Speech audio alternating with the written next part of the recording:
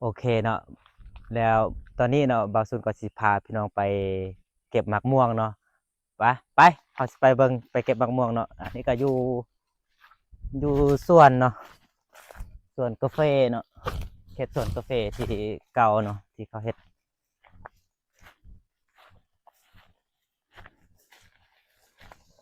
ก็ใกล้ๆสิฮอดเนาะกำลังสิฮอดอะเนาะเป็นสวนกาแฟเนาะอันนี้ก็เป็นกาแฟกลางเนาะยามก็ฮอดห้วยเนาะ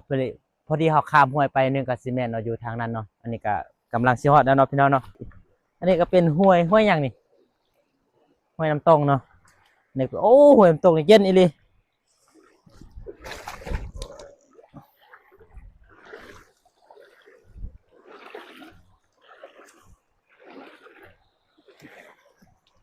ข้ามป่าบุห้วยก่อนสิฮอด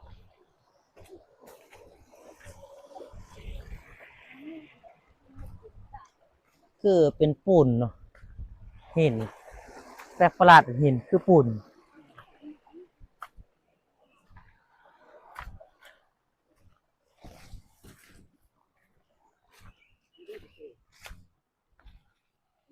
เนาะอันนี้ก็สวนกาแฟเนาะ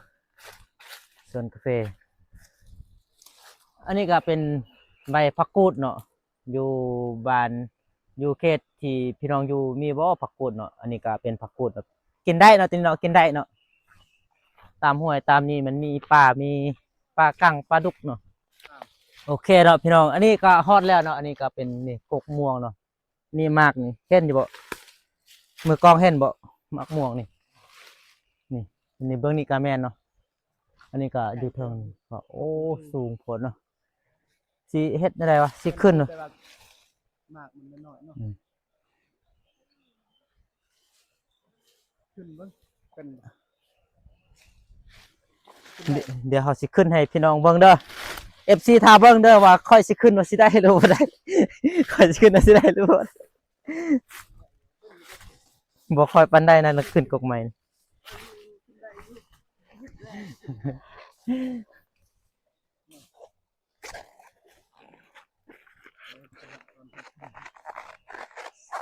สิบ่ได้แกะส่งบ่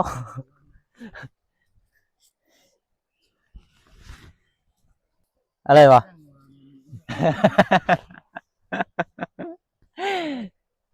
สิขึ้นนะอ้ายเงินแดะอ้า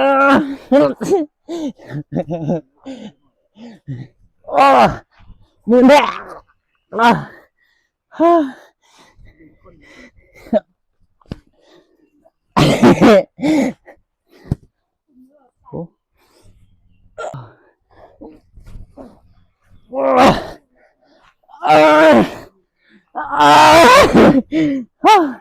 นี่ได้ละหน่อยหนึงนี่อืม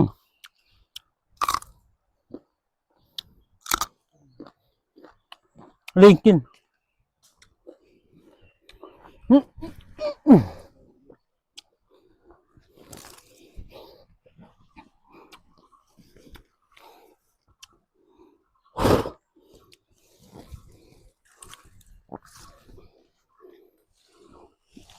โอ้ขึ้นได้แล้วพี่นี่มาเด้อทาฟากเด้อสกินให้เบิ่งเด้อนี่เป็นมวงปลาเนาะอืม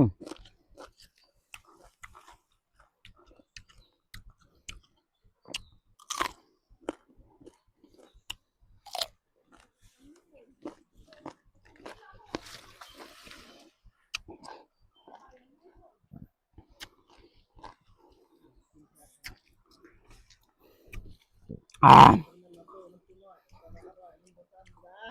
อ่าโอเคจะเอาอะไรจะเอาเมื่อบ่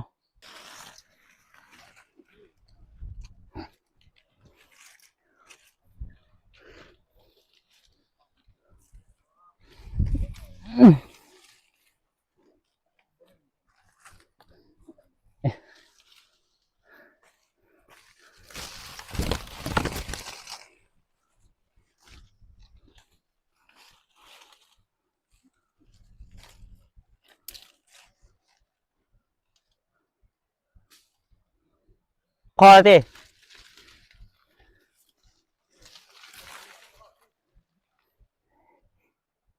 โอเคเนาะมื้อนี้ก็คลิปก็ขอจบสำนี้เนาะแล้วก็เอาไว้ตอนที่เฮาสิกินเนาะใช่พี่น้องเบิ่งอีกเนาะอันนี้ก็ตอนเก็บเนาะโอเคโอเคเนาะสิพา FC ไปเก็บเนาะหลังจากที่เฮาเอาอยู่เทิงลงมาเนาะเฮาสิมาเก็บกล้องให้ FC เบิ่งเนาะนี่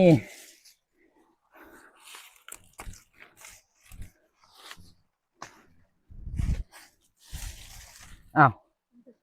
นี่คือบ่มี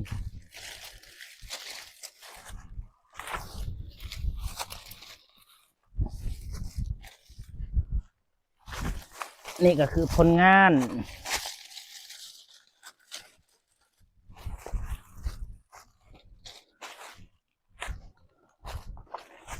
เก็บไว้ได้หลายเก็บซาได้น้อยพี่น้องนี่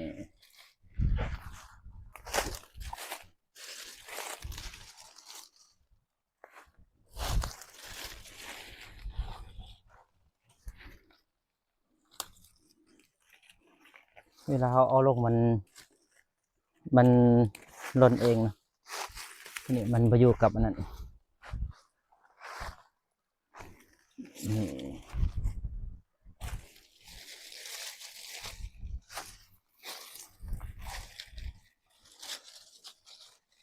ป้าพี่น้อง นี่ เป็นแซ่บ โอเค อยู่เขตบ้านที่ FCU นี่มีบ่มักม่วงแบบนี้ อันนี้มักม่วงนี่เขาสิบ่ได้ปลูกเลย แต่ว่ามันสิเกิดตามป่าตามดงเนาะม่วงตัวนี้เวลาเขากินมันจะมันกรอบนะอ่ะอืมอันนี้มันแก่แล้ว มันเริ่มสิสุกแล้วเติมอีก2 เดือนก็สุกแล้วฮะโอเคเนาะคลิปนี้ก็จบเท่านี้เนาะไว้คลิปหน้าเจอกันอีกเนาะโอเค